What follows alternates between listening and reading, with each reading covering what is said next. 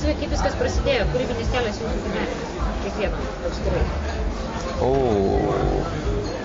Kūrybinis kelias, aš save galiu kūrybą sieti tik su muzika.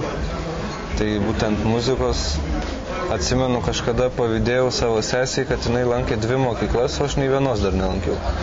Ir pasiskundžiau mamai, kad kodėl čia sesė taip, aš taip.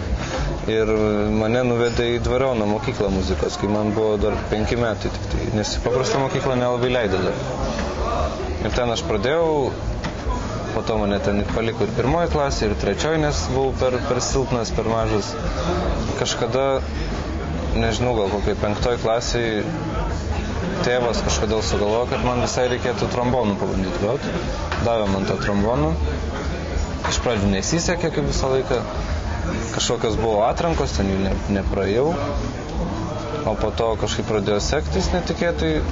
Bet kol kas tai dar nelabai buvo kūrybos tos, nes mokiausi tik tai klasikinę muziką, kurią reikia atlikti.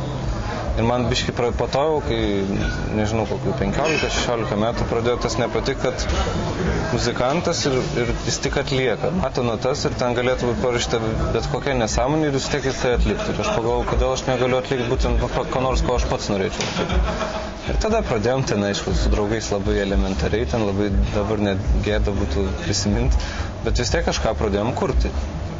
Ir aš dabar supratau, kad, nesvarbu ką, svarbu pradėti. Nors gali 2 natas sugroti, bet jos yra tavo sugalvotos, tai jau bus kūryba. Ir verta nuo to pradėti, nes, vis tiek dabar kažką jau turim kažkokį. Nors ir dabar mūsų muzika tikrai yra labai paprasta. Mūsų muzika yra šokių muzika. Rimtai muziką negalėčiau pavadinti, bet tai ją smagu atlikti, nes atliekam visą laiką vakarėlius, žmonės šoka, mums linksma, visiems linksma, viskas tvarkoja. Aš tai skulptorius. Ne, aš nežinau, mano kūrybinis kelias. Man irgi leido į Čiurlionkę pradžioj.